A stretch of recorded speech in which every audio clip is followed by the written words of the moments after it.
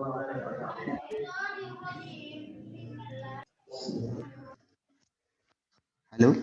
santri kelas 1 GHIJ. Ya Ustaz. Alhamdulillah, bisa dengar suara saya ya? Bisa Ustaz. Ya.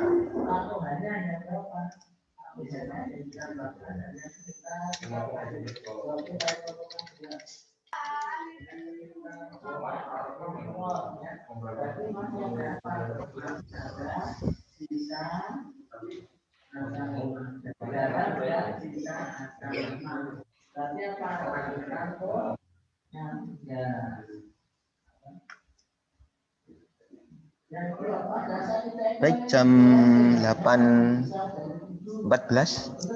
dan 8.10 kita tadi baru saja join ruang Zoom. Sambil menunggu santri-santri yang lain untuk join, nanti dari perwakilan ketua kelas dari masing-masing kelas 1 GHIJ untuk bisa memberikan informasi pada grup WA pada teman-temannya untuk segera bisa join di Zoom. Pelajaran IPS sudah dimulai. Ya, nanti bisa diinfokan ke grup untuk teman-teman yang lain yang belum bisa join. Nah, untuk santri-santri semua. Nah, kalau bisa, kalau gadgetnya device-nya support on cam semua ya. Nah, on cam semua ya. Ustaz, saya minta link buat ngerjain tugas itu.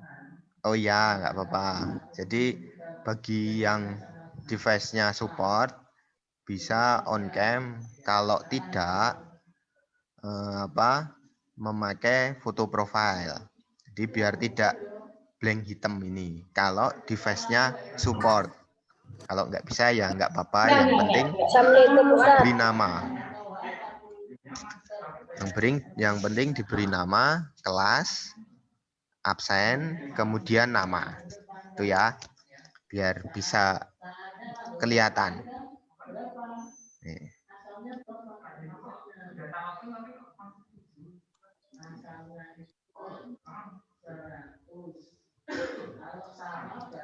Berarti ada harusnya yang join ini 40 kali berapa? GHIJ 40 kali 460. Nah, berarti ada kira-kira kurang lebih 60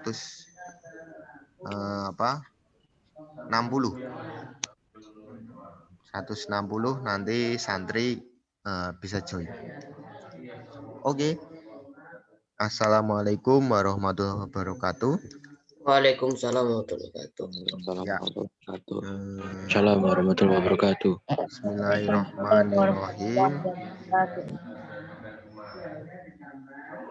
Kita berjumpa lagi pada pembelajaran daring PJJ, pembelajaran jarak jauh pada tanggal 30 bulan Maret tahun 2021 hari Selasa. Sebelum kita proses pembelajaran daring kita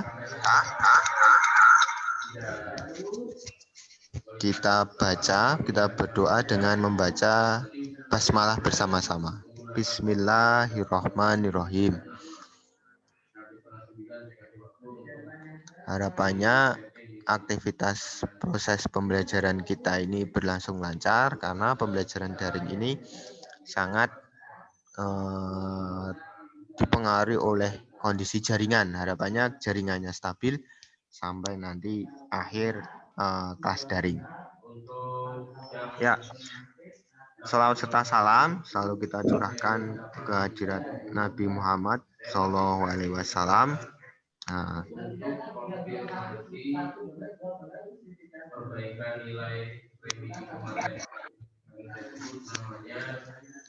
Dan semoga santri-santri semua di rumah dalam keadaan sehat walafiat.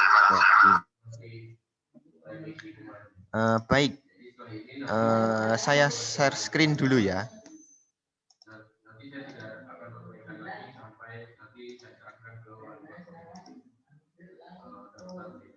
Halo, suara saya jelas ya? Jelas Ustaz. Jelas. Alhamdulillah. Ya, kita akan membahas tentang Kerajaan Kutai dan Tarumanegara kelas 1 semester 2. Tujuan dari pembelajaran kita ini harapannya dapat mengetahui tentang sejarah Kerajaan Kutai dan Tarumanegara. Peta konsepnya, konsep dari materi yang kita bahas adalah kerajaan Hindu-Buddha yang terdiri dari ada Kerajaan Kutai dan Kerajaan Tarumanegara. Nah, nanti kita bahas kondisi-kondisi pada masing-masing Kerajaan Kutai.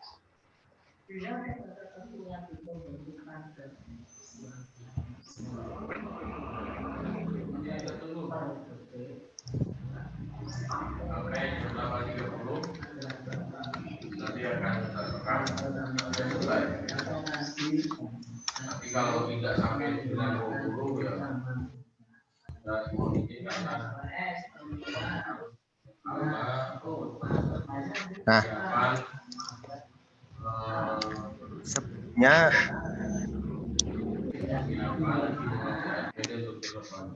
kita singkat, Mas Husain Al-Fikri, pakai kacamata, keren, mantap Mas Husain. Nggak apa-apa, yang penting on cam.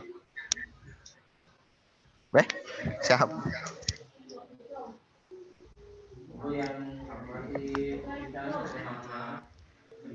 Nah, Ustaz, apakah wajib on cam?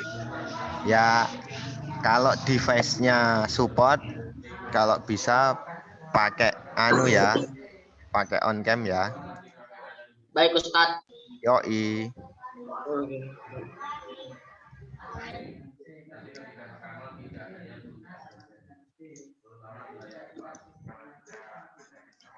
Nah, sebelumnya kita lihat Alhamdulillah.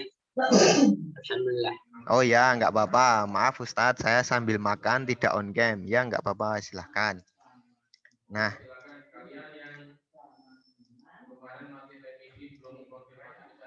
sebelumnya kita tonton video dulu ya. Nah, kita nonton video tentang sejarah berdiri dan runtuhnya Kerajaan Kutai.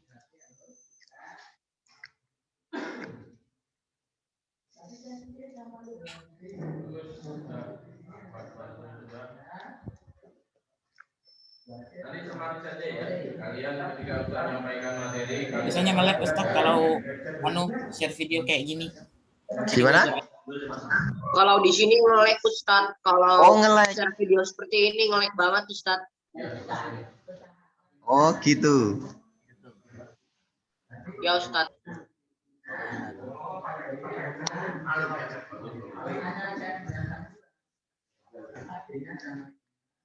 Ini nanti ada rekamannya. Nanti saya rekam di YouTube. Nanti bisa diakses di YouTube.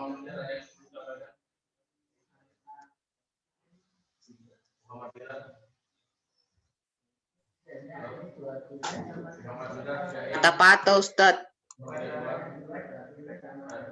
Patah-patah nggak ada suaranya. Patah-patah nggak ada suara Ustaz.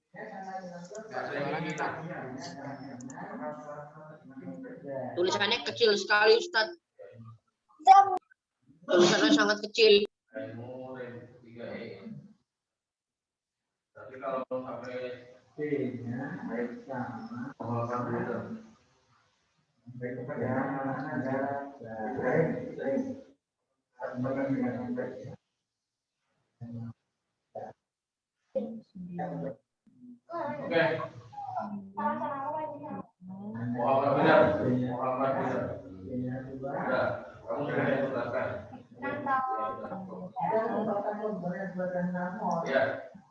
Monggo siapa lagi, masih ada waktu sampai 8.30.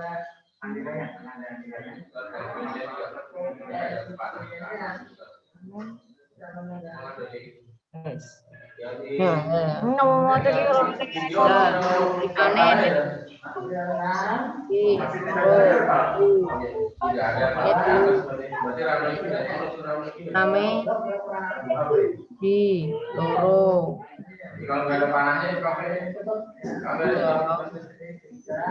apate pitune ji papat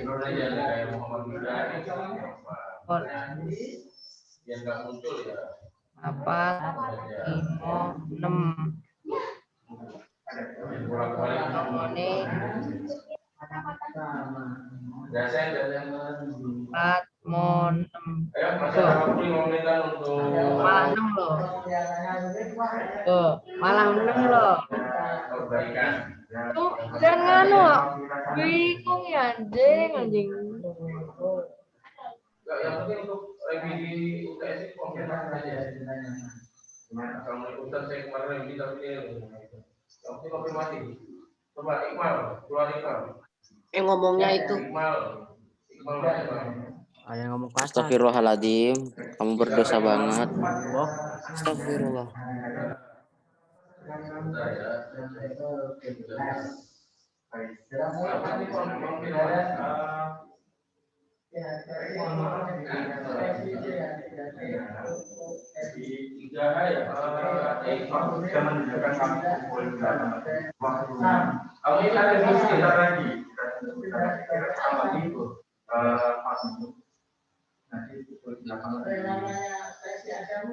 Yang ada itu hari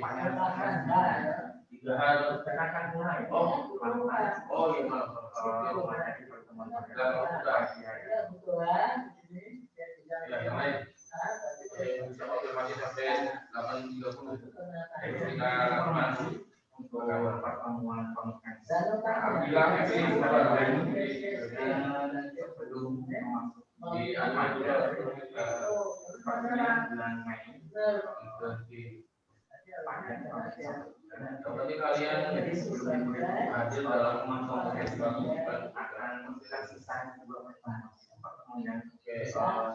Kalau mau dengar suaranya Ustaz, suara komputernya dulu. Nggak bisa langsung, tapi nggak bisa langsung share screen sekaligus share sound komputer gitu. Nah, singkat video Kerajaan Kutai. Sangat singkat itu, cuman kurang lebih 4 menit. Ada yang mau ditanyakan? Jelas nggak tadi? Tidak, Ustaz. Suaranya Tadi patah-patah dan tidak ada suaranya, Ustaz. Oh, tidak ada suaranya. Iya, Ustaz. Videonya Ustaz. Oh, ya ini aktivitas ini saya rekam. Nanti bisa dilihat rekamannya pada YouTube ya. Di YouTube saya nanti bisa dilihat. Kalau pada rekamannya nanti insya Allah ada ada kata-katanya, ada keterangannya nanti. Ya. Siap, Ustaz. Ya. Mohon maaf mungkin dari daerah santri ada kendala-kendala jaringan atau apa. Nah, atau ngelak-ngelak dari kondisinya jaringan yang tidak stabil, mohon maaf, nanti santri bisa mengakses channel YouTube ya, nanti bisa lihat rekamannya ini. Begitu kita mulai tentang Kerajaan Kutai.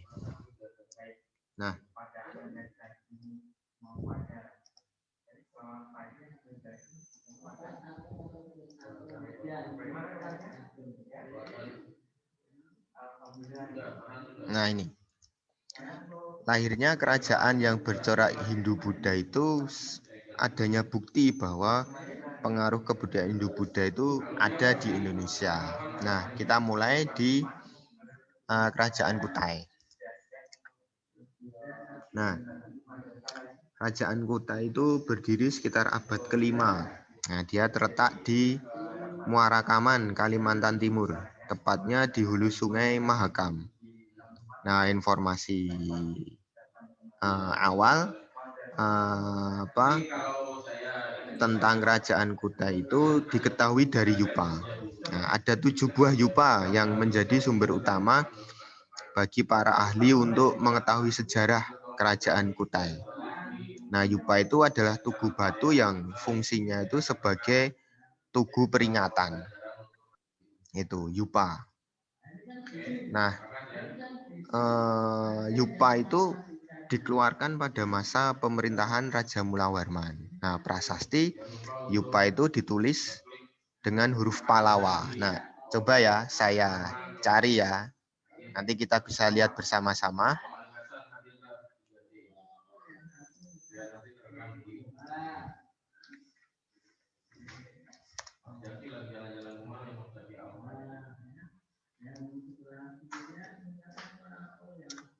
Bisa kita mulai ya.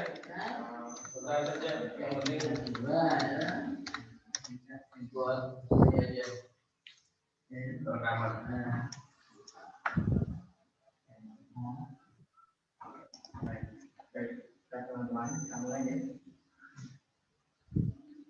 Peserta sudah 83 untuk paling yang menyusul masuk saya masih tunggu. Ya. Yang menyusul masuk sudah masuk. Nah, ini gambar-gambarnya ini. Nah, yupanya itu seperti apa? Nah, ini gambar yupa ini. Nah, kelihatan ya pada slide ya. Pada share screen ya. Nah, itu yupa. Contoh yupa itu. Jadi yupa itu ditulis dengan huruf Pallawa bahasa Sanskerta. Nah, salah satu isi prasasti yupa itu yupa itu isinya tentang nama-nama raja yang pernah memerintah pada kerajaan Kutai, yaitu ada Kudungga, Aswawarman, dan Mulawarman. Nah, nama Kudungga itu ternyata tidak dikenal dalam bahasa India. Nah, artinya disimpulkan bahwa nama tersebut itu merupakan asli daerah tersebut. Berarti asli dari Kutai. Itu. Nih. Jadi namanya itu asli. Nah, Kudungga itu mempunyai anak bernama Aswawarman dan cucu yang bernama Mulawarman. Nah, 2 nama terakhir itu merupakan nama yang mengandung unsur India. Nah, ini nama unsur Indianya dari nama ini. Aswawarman dan Mulawarman. Nah, ini menunjukkan bahwa pengaruh Hindu pada keluarga kerajaan itu sudah mulai masuk pada masa Kudungga. Nah, dibuktikan dengan pemberian nama yang bercorak Hindu pada anaknya Kudungga itu, yaitu Aswawarman dan Mulawarman. Nah, satu di antara yupa di kerajaan Kutai itu berisi keterangan bahwa Raja Mulawarman itu telah memberi sedekah 20.000 ekor sapi. Wah, 20.000 ekor sapi itu bisa dibayangkan kayak apa ya? Apa bisa dibayangkan nggak 20.000 itu diberikan kepada Brahmana tuh? Sedekahnya dari Mulawarman, sedekahnya Mulawarman. Halo, mendengar suara saya? Mendengar Ustaz. Ya, ya, sip, alhamdulillah. Lanjut ya. Nah, ada 20 ekor sapi itu diberikan kepada Brahmana. Nah, artinya ini menjelaskan bahwa kegiatan ekonomi yang dilakukan oleh masyarakat Kutai pada saat itu adalah usaha peternakan. Nah, di samping peternakan, masyarakat Kutai juga melakukan aktivitas pertanian. Nah, letak kerajaan Kutai itu di tepi sungai, sehingga sangat mendukung untuk pertanian. Selain itu, masyarakat Kutai juga melakukan perdagangan. Nah, kita cari dulu apa namanya? Letak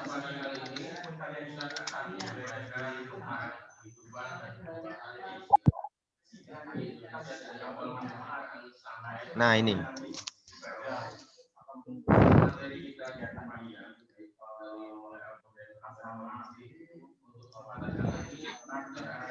Nah ini bisa dilihat ya pada peta kerajaan Kutai. Kalimantan itu. Ya, Kalimantan. Jadi Itu Ustaz, gambar kedua. Coba. Apa? Suruh ngapain? Jadi dia terletak di hulu Sungai Mahakam, Kalimantan Timur. Nah ini. Ustaz, Jadi raja yang ngasih sedekah 20.000 ekor sapi ke Brahmana itu siapa ya, Ustaz? ya, halo. Ya, raja yang Mula Warman. Mula Warman. Ya, Mula Warman. Cucunya Kudungga. Nah ini, jadi bisa dilihat pada peta bahwa kerajaan Kutai itu terletak di Sungai Mahakam, di daerah tepi sungai. Nah sehingga selain peternakan tadi, aktivitas perekonomiannya lain yaitu adanya perikanan dan pertanian karena berada pada daerah dataran rendah atau muara sungai Mahakam. Nah, jadi bisa dibayangkan pada zaman dahulu kerajaan Kutai itu sangat subur ya, sangat subur itu. Nah, kita lihat lagi petanya yang lain.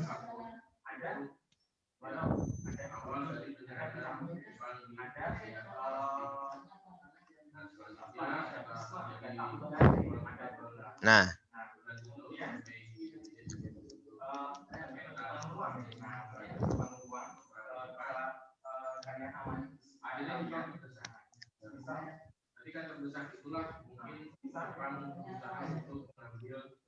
ini. Jadi ini gambar luas kerajaannya.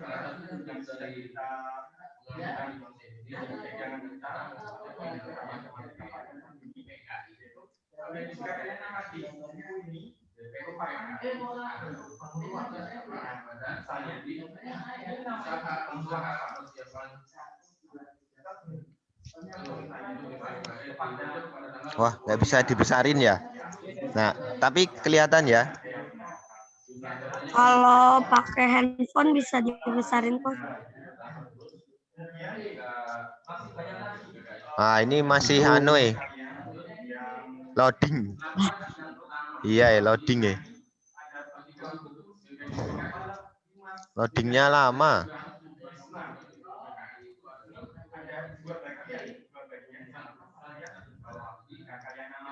Banyak yang pakai, Bos. Nah.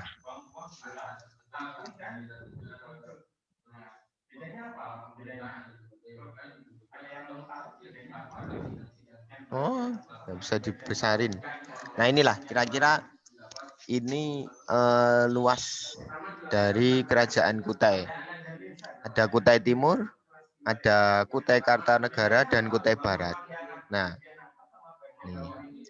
Dia berpusat berada pada Kutai Kartanegara yang pusatnya berada pada hulu sungai dari Sungai Mahakam. Hilir sungai di Sungai Mahakam. Jadi di sini daerah sini. Gitu. Bisa diperbesar kok kalau mau lihat lebih jelas. Iya, bisa. Nah, sebetulnya ada banyak raja-raja yang memerintah pada kerajaan Kutai. Ada Kudungga yaitu raja pertama sampai Raja Dharma Setia. Nah ini kehidupan masyarakat kerajaan Kutai. Nah, kehidupan masyarakat kerajaan Kutai memeluk agama Hindu ya, memeluk agama Hindu.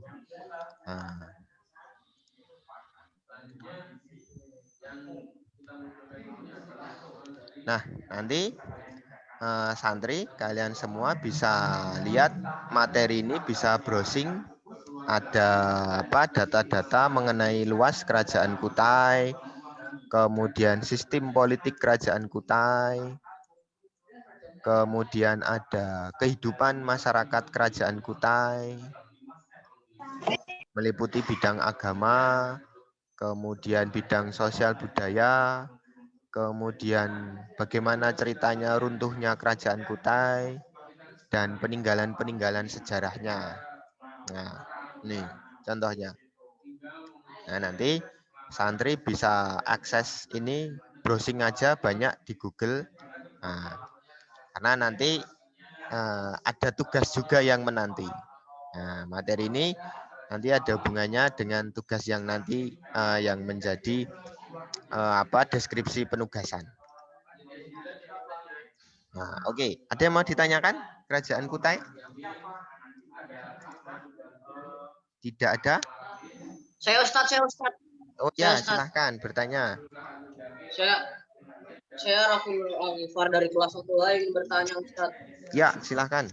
Ustadz, adik dia Mak.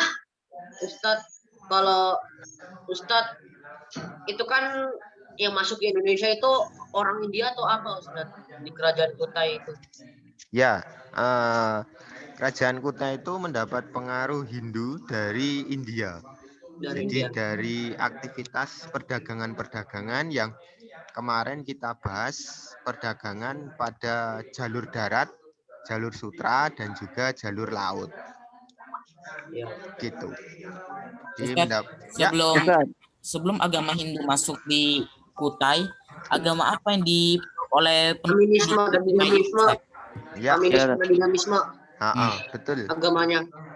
Menyembah benda-benda gitu ya, Ustaz? Iya, betul. Feminisme dan dinamisme. Dulu Hindu banyak mau di Indonesia. Betul, animisme. Animisme dan dinamisme. Ya, betul, animisme. Berarti itu orang India ya, Ustaz, yang datang ke Indonesia pertama kali. Iya. Orang India. Lalu mereka ngomong bahasa apa, Ustaz? Halo semua. Sekitar. Halo semua lo. Bahasa Inggris. Bahasa Inggris. Ya, jadi menggunakan bahasa-bahasa Sanskerta. Gitu. Karena kan teorinya kan kemarin kita bahas banyak Ada teori Waisa, ada teori Brahmana, ada teori kesatria, ada teori arus balik. Nah, kalau menurut teori Brahmana, hanya kaum Brahmana, kaum pendeta saja yang bisa menggunakan bahasa Sanskerta dan huruf Pallawa. Berarti artinya saat itu orang-orang Brahmana itu datang ke Indonesia menggunakan bahasa Sanskerta dan huruf Pallawa. Nah, kaitannya dengan kerajaan Kutai karena tadi peninggalan Yupanya itu menggunakan huruf Pallawa, bahasanya Sanskerta pada prasasti Yupa tadi. Nah, artinya bahasa-bahasa yang berkembang ini berarti kalau merujuk pada teori Brahmana berarti Hindu yang ada di Kutai itu disebarkan oleh kaum Brahmana. Itu kalau menurut teori Brahmana, di mana hanya Brahmana yang bisa menggunakan bahasa Sanskerta dan huruf Pallawa. Ya, itu gimana? Pendeta ya Ustaz? Itu kaum apa tadi yang Ustaz bilang? Ya, Brahmana. Dari orang apa? Orang pendeta atau apa? Pendeta. Pendeta. Ustaz. Pendeta. Oh, baik Ustaz. Ustaz, saya mau tanya Ustaz. Ya, silahkan. Dulu kan kerajaan Kutai kan agamanya Hindu ya Ustaz. Sekarang kan agamanya udah jadi kerajaan Islam ya Ustaz.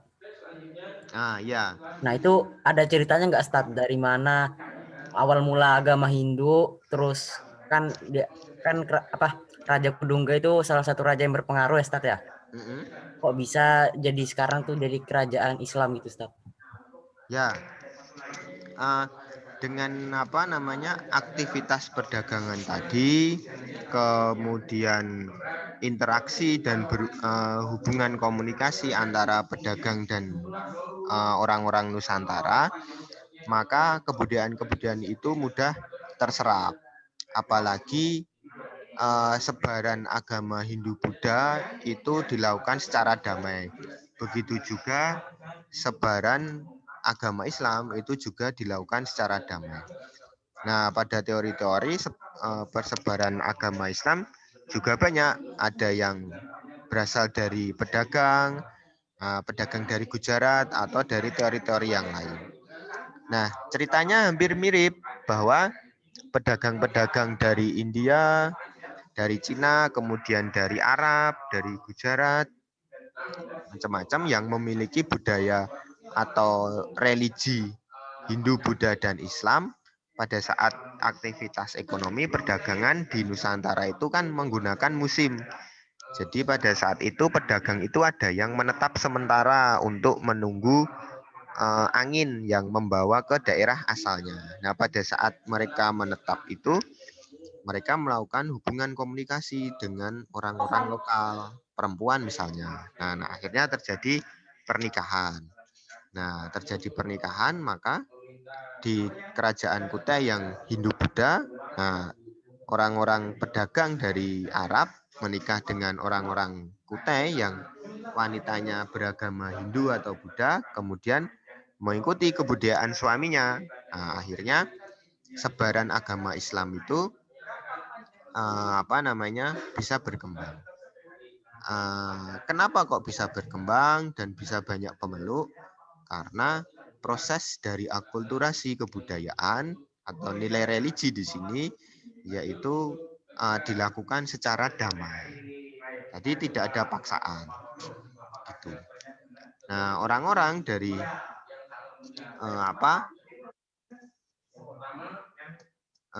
yang saat animisme, dinamisme melihat kepercayaan Hindu-Buddha yang hampir mirip-mirip secara spirit, maka mudah tertarik. Begitu juga orang-orang Hindu-Buddha, animisme, dinamisme melihat perilaku para pedagang dari Arab yang beragama Islam dengan santun, dengan tutur kata yang sopan, kemudian dengan kebudayaan-kebudayaan yang unik, sehingga mudah tertarik, akhirnya memeluk agama Islam. Jadi cara atau proses dari akulturasi kebudayaan yang nilai-nilai religi atau keagamaan itu dilakukan secara damai. Nah, akhirnya orang tertarik. Begitu. Ada yang mau ditanyakan lagi? Berarti dulu penyebaran agama Islamnya melalui pencontohan sikap-sikap dulu ya Ustadz agar dia tertarik. Iya, betul itu. Ustadz. Ya. Ingin bertanya Ustadz. Silahkan. Kalau itu kan dia pedagang-pedagang Arab nikah sama orang Hindu Buddha, itu pernikahannya itu gimana Ustadz? Itu kan dia dua agama. Nah, kalau pernikahan itu ya sebelum, kalau menurut Islam ya harus diislamkan dulu. Nah, itulah cara-cara untuk orang yang non-Islam itu sehingga bisa sah dalam pernikahan ya harus diislamkan dulu. Begitu. Harus mualaf dulu ya Ustaz? Iya, harus mualaf. Kalau tidak ya pernikahannya tidak sah.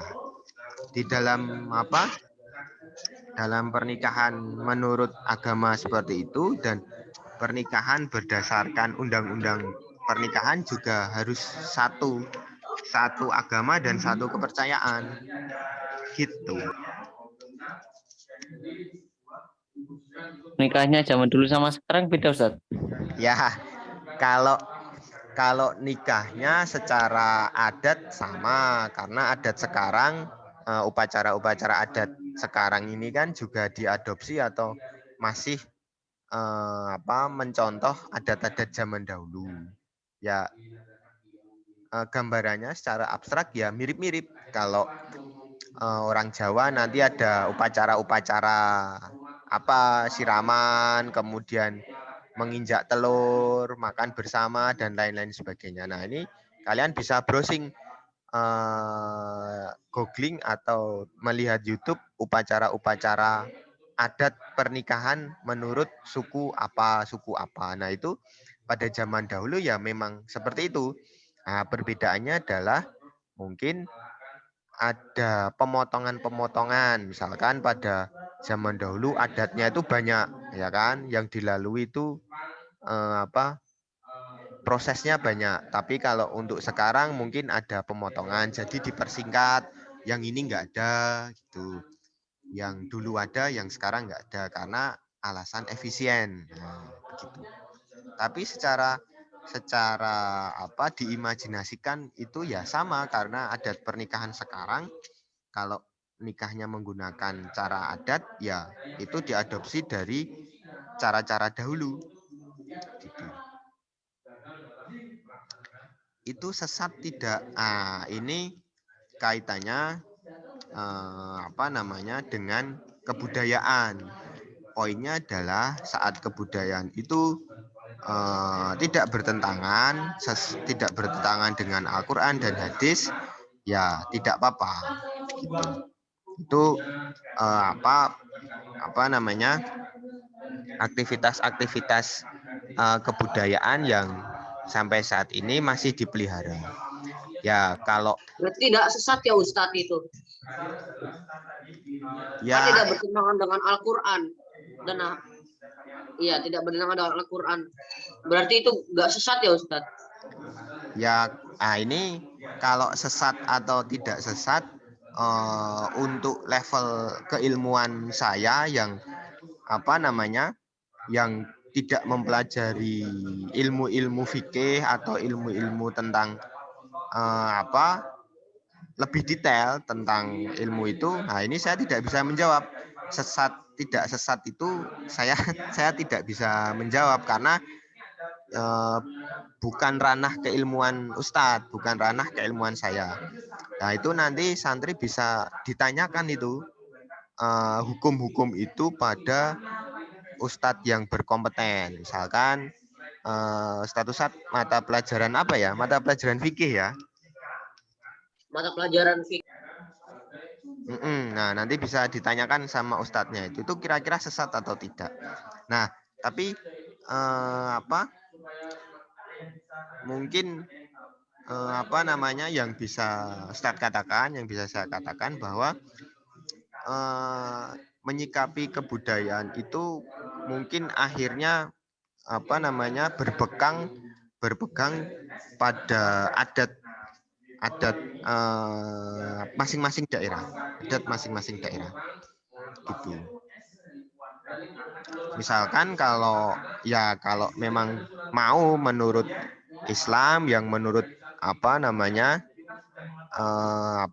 kebudayaan Islam, bukan kebudayaan Arab ya, kebudayaan Islam misalkan, ya nanti menikahnya adanya wali, jadi syarat-syarat nikah. Nah, nanti bisa dicek lagi pelajaran-pelajaran, mungkin ada pelajaran syarat sahnya menikah. Nah, misalnya ada wali, terus kemudian ada misalnya mungkin mahar, ada wali nikah perempuan, laki-laki, ada yang menikahkan, ada ijab kabul, ya kan.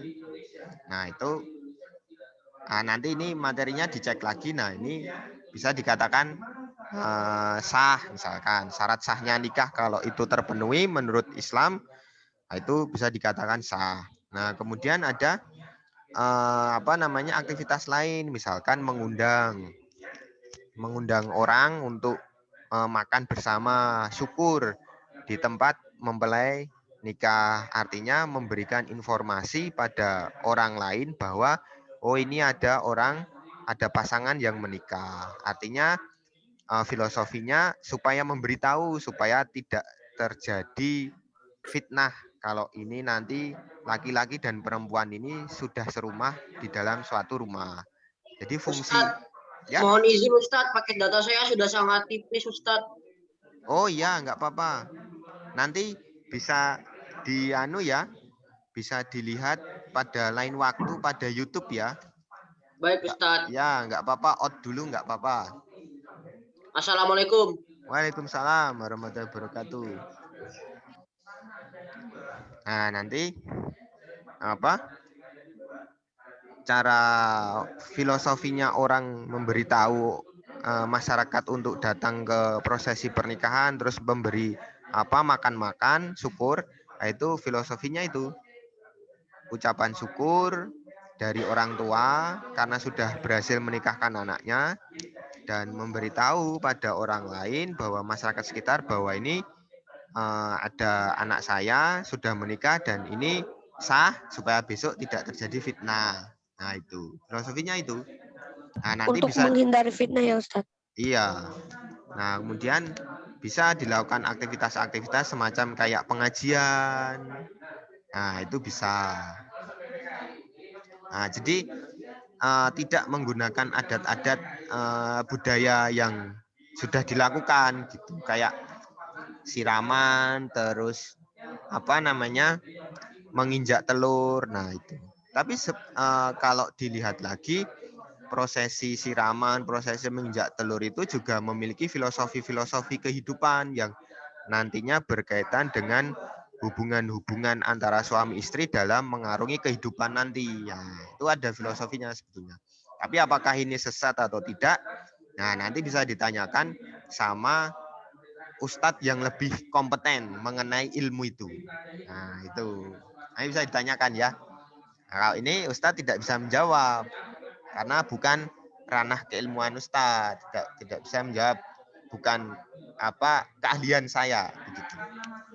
Bagus pertanyaannya, mantap. Nah, nanti ditanyakan loh ya.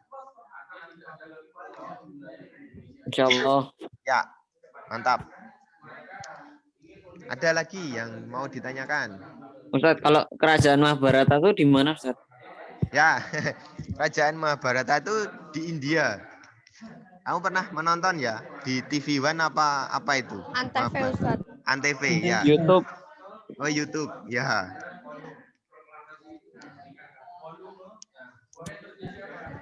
Ustadz, saya mau nanya Ustadz. Ya, silakan.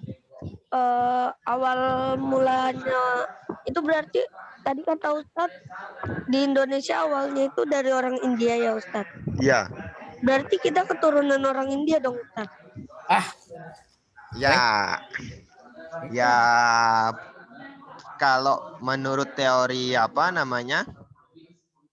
teori Yunan, ya orang-orang Sumatera, Jawa, Kalimantan itu masuknya secara umum dia keturunan Yunan, Indochina. Nah, tapi ada beberapa daerah seperti di daerah Aceh, Sumatera Utara, itu ada orang-orang yang keturunan dari India, keturunan dari Gujarat. Itu.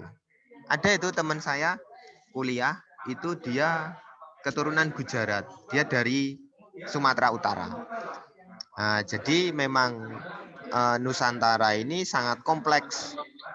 Jadi berbagai macam orang dari latar belakang, dari budaya yang berbeda, asal berbeda, menetap di Nusantara, terjadi perkawinan percampuran kebudayaan. Nah, akhirnya menghasilkan keturunan-keturunan mix atau blasteran.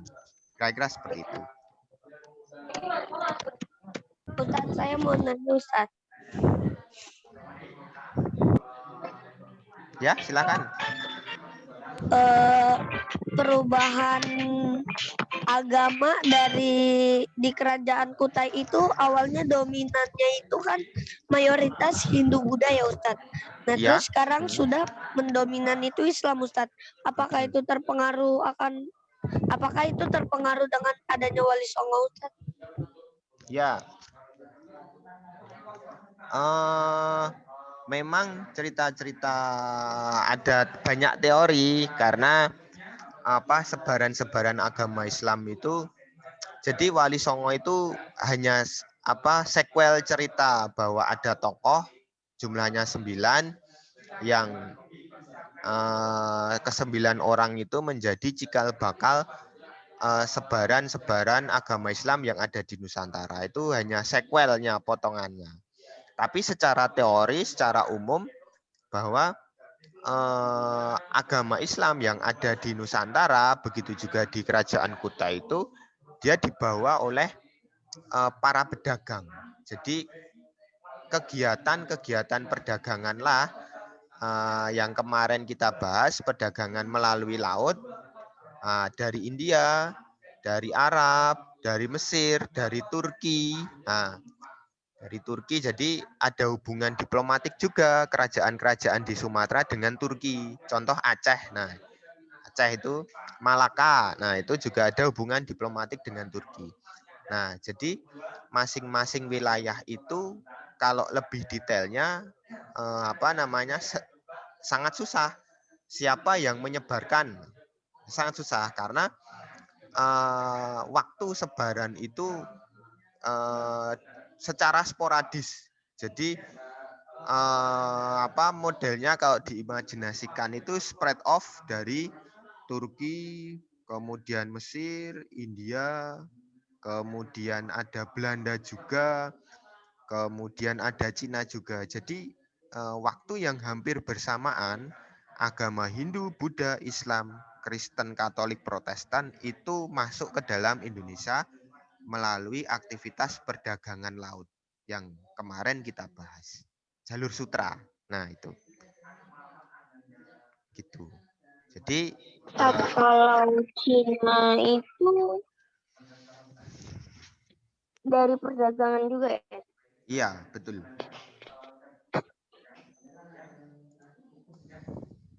Nah, begitu ya. Kita lanjutkan share screen-nya sekarang. Ustadz, saya mau tanya Ustadz. Oh ya, boleh. Cerita wayang itu emang beneran atau cuma dibuat? Ya, cerita pewayangan itu wayangnya sendiri itu asli dari Nusantara, tetapi ceritanya mengisahkan tentang Mahabharata itu dia disadur dari kebudayaan-kebudayaan Hindu yang ada di India. Nah, fungsi dari cerita pewayangan yang dilakukan oleh Sunan Walisongo, Sunan Kalijogo, nah itu fungsinya adalah karena pada saat itu kebudayaannya kan Hindu-Buddha. Nah, untuk menarik masyarakat untuk bisa memeluk agama Islam itu salah satunya dengan cara kesenian. Nah, menariknya dengan situ. Jadi senang-senang melihat wayang. Kalau sekarang ini kan melihat bioskop. Nah, caranya kan gitu. Senang-senang melihat wayang semalam suntuk. Tetapi kemudian ceritanya dirubah tentang cerita-cerita hikayat-hikayat yang berkaitan dengan agama Islam. Begitu. Ada cerita tentang Nabi, kemudian cerita-cerita atau spirit-spirit semangat-semangat yang mengajarkan keagamaan kebudayaan Islam. Nah, gitu. Jadi itu hanya sebagai media penyebaran agama yang dilakukan oleh Wali Songo, khususnya Sunan Kalijaga. Selain itu kan juga ada kesenian lain, yaitu karawitan. Nah, Sunan Bonang. Nah, jadi karawitan untuk menarik minat dari orang-orang untuk memeluk agama Islam.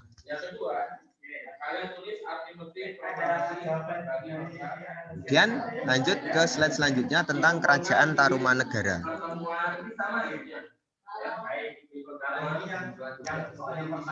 Kerajaan Tarumanegara. Nah, Kerajaan Tarumanegara itu kerajaan tertua di Pulau Jawa. Kerajaan tertua di Pulau Jawa diperkirakan itu berada pada abad ke-5 Masehi. Nah, catatan sejarah berdasarkan peninggalan artefak, bahwa Kerajaan Tarumanegara itu adalah kerajaan Hindu beraliran Wisnu. Nah, prasasti yang ditemukan menggunakan huruf Palawa dan bahasa Sanskerta. Ada 7 prasasti yang ditinggalkan, yaitu ada prasasti kebun kopi, prasasti Ciaruten, prasasti Pasir Awi, dan prasasti Jambu. Kemudian ada prasasti Muara Cianten dan prasasti Tugu. Itu. Nah, sumber lain ada seorang musafir Cina. Ya, catatan dari musafir Cina namanya Fahin. Nah, dia berjalan dari India, kemudian singgah di Pulau Jawa.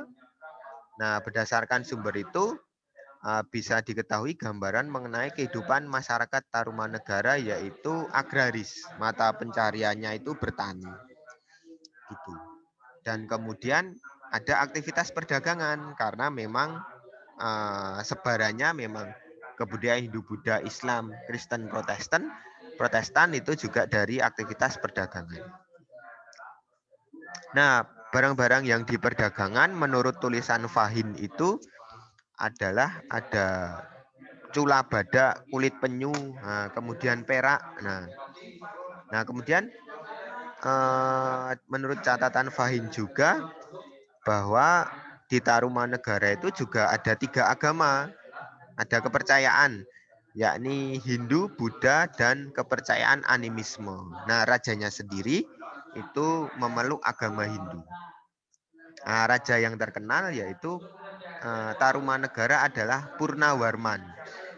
Nah, dia dalam cerita dikenal sebagai raja yang berani, tegas, dekat dengan Brahmana dan rakyatnya. Dia jujur, adil, arif dalam memerintah. Nah, gitu. Nah, pada cerita Purnawarman itu memerintahkan pembangunan irigasi dengan cara menggali sebuah saluran sepanjang 6.112 tombak atau kurang lebih 11 km. Nah, saluran yang dibuat oleh Raja Purnawarman itu disebut dengan Sungai Gomati. Nah, fungsinya adalah sebagai irigasi dan juga untuk mencegah bahaya banjir. Nah, itu. Nah, ini. Nah, ini apa Tarumanegara. Nih, kelihatan ya. Nah, pusat kebudayaannya ada di ibu kota ini. Sundapura. Bukan Sunda Empire ya, Sundapura. Itu.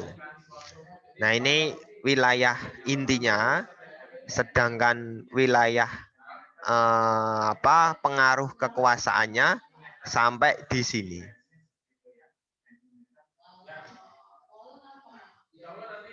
Nih. Sampai ada di Purwalingga. Nah, ini sampai daerah ini. Wilayah pengaruhnya dari Kerajaan Tarumanegara.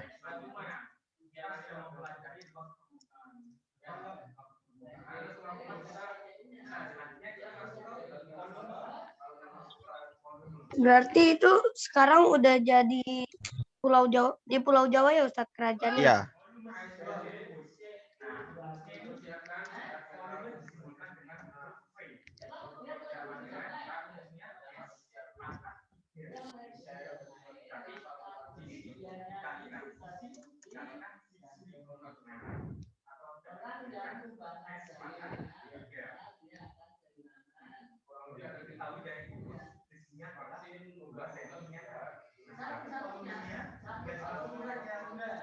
Halo, ada yang mau ditanyakan?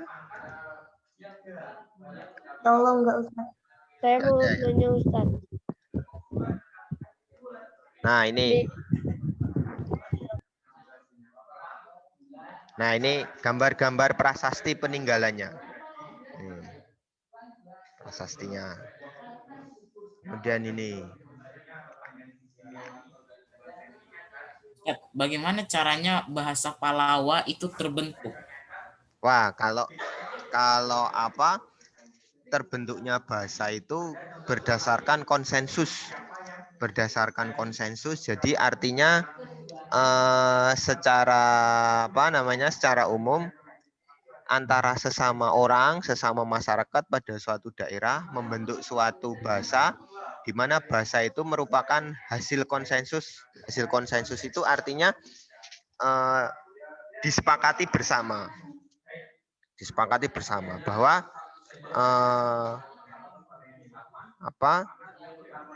biasanya ada ini bahasa juga berkaitan dengan sejarah penamaan suatu benda. Itu sejarah penamaan suatu benda. Misalnya ada suatu cerita, apakah ini benar atau salah, semacam kayak Pulau Karimun Jawa. Pulau Karimun Jawa ini kenapa dinamakan Karimun Jawa? Karena ada seorang yang melihat dari Jawa, samar-samar pada saat hujan, itu terlihat pulau kecil-kecil.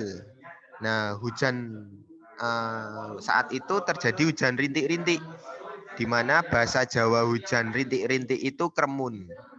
Kremun itu hujan rintik-rintik kecil-kecil, namanya kremun. Nah, kemudian orang itu melihat pulau kecil. Nah, dia melihatnya dari Jawa. Maka ada toponimi namanya Karimun Jawa, yaitu pulau-pulau kecil di dekat Jawa di mana terlihat saat hujan rintik-rintik. Nah, apakah itu benar atau salah?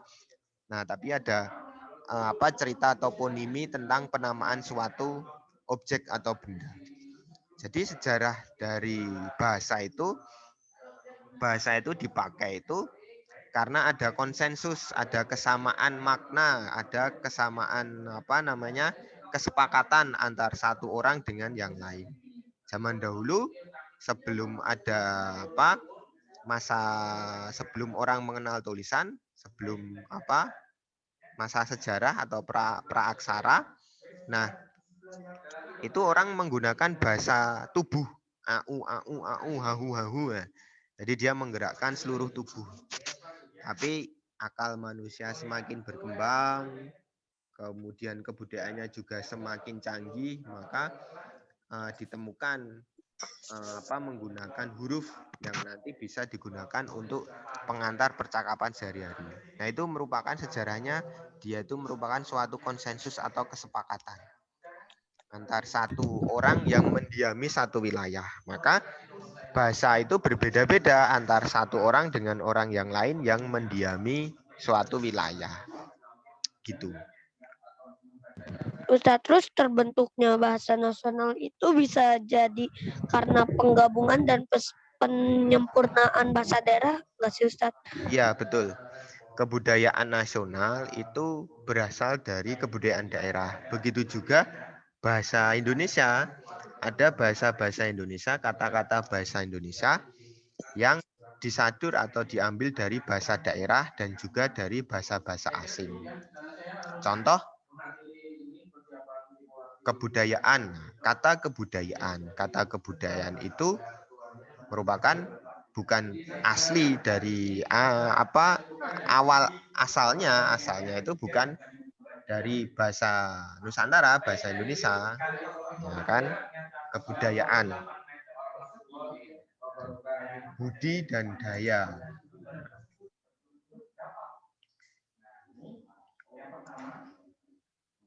Sama kayak kata aku diambil dari bahasa Jawa ya Ustaz? Ya. Semacam kayak sepur. Nah, sepur itu bahasa Belanda, spor.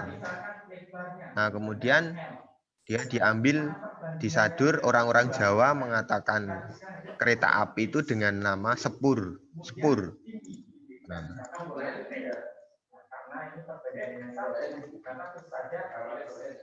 Gitu. Ada yang mau ditanyakan lagi?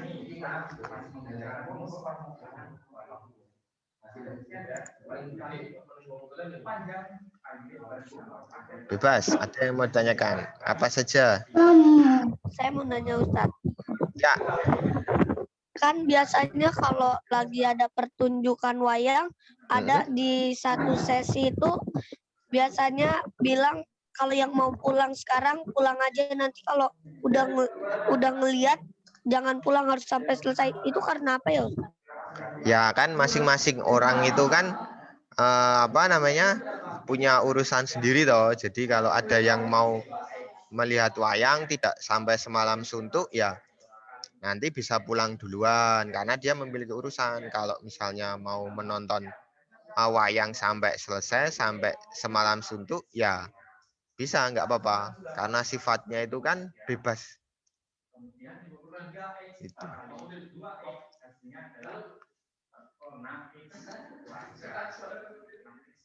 Nah, saya mau tanya satu lagi Ustaz.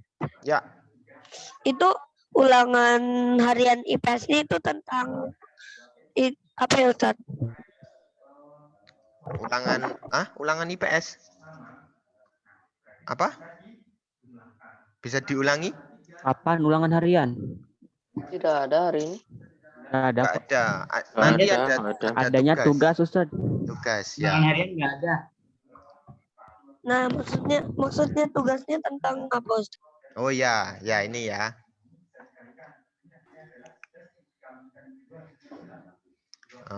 Saya lanjut share screen lagi. Nah, kita selesaikan. Nah, ini tugasnya. Nah, tugasnya amati tentang Kerajaan Kutai dan Tarumanegara. Nanti santri bisa cari referensi di googling. Tadi sebagai contoh sudah saya perlihatkan tadi data dari googling ada Kerajaan Kutai, sejarah awal berdirinya, kemudian kehidupan sosial budaya yang meliti agama, ekonomi. Nah, itu nanti bisa dicari. Nah, amati tentang Kerajaan Kutai dan Tarumanegara, kemudian cari persamaan dan perbedaan kehidupan masyarakat pada kerajaan tersebut. Nah, santri tulis persamaan dan perbedaan yang ditemukan pada file formatnya Word boleh, PDF boleh, atau tulis tangan. Tulis tangan di buku, kemudian difoto. Nah, difoto dikumpulkan pada linknya ini. Linknya copy aja Ustadz. Oke. Akhir kumpulnya kapan Ustadz? Nah, ini seminggu. Nah, jadi nanti bisa mengumpulkannya sekalian sama tugas yang kemarin ya. Ustadz, kalau ngirim di ruang siswa gimana Ustadz? Oh, enggak ada. Ngirimnya ke Gform. Iya. Ngirimnya ke Google Form.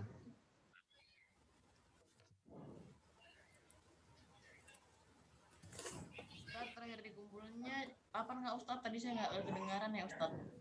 1 minggu nanti. 1 minggu berarti minggu ya.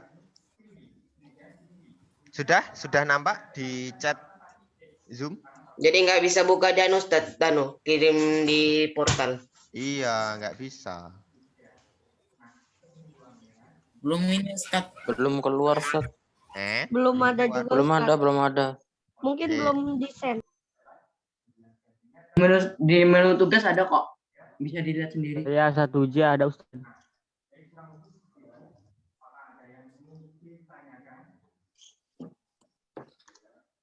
Sudah?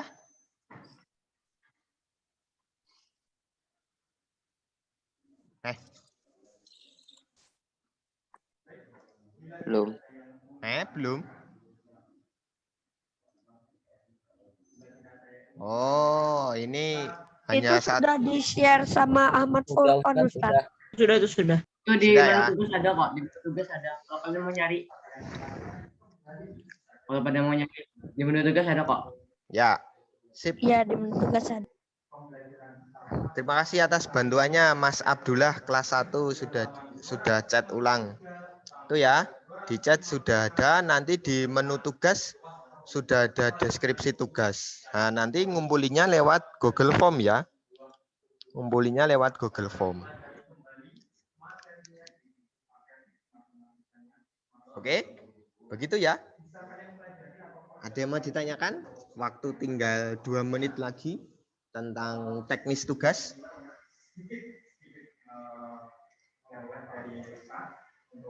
Ya. Ustadz itu pengumpulan Google Form-nya juga sama yang tugas selalu ya, sama yang tugas Linknya beda. Linknya beda. Ustadz, kalau produknya kayak misalnya produk makanan atau minuman gitu boleh nggak Ustadz? Boleh, bebas. Yang penting Bebas. produk kreativitas siswa. Gitu ya. Tapi kalau mahal-mahal takut. Jangan mahal-mahal. Kalau bisa dari barang bekas. Begitu ya. Mantap ini santri kelas GHIJ tadi banyak yang bertanya, berarti artinya santri aktif, kalian semua aktif dalam pembelajaran daring di ruang Zoom ini. Jadi mantap, bisa dipertahankan ya untuk mata pelajaran yang lain. Jadi harus aktif seperti itu, bertanya, kemudian bisa menanggapi pertanyaan atau menjawab dari pertanyaan temannya yang lain, bebas. Nah, untuk tugas tadi ya bisa dicek di portal siswa, di e-learning Mualimin, portal siswanya. Portal siswanya apa namanya? Webnya? Ruang siswa Mualimin, habis itu masuk ke ruang kelas Mualimin. Oh iya, ruang siswa ya. Nah, itu bisa dicek deskripsinya, tapi untuk pengumpulannya di Google Form ya. Nih, jadi biar memudahkan. Tuh.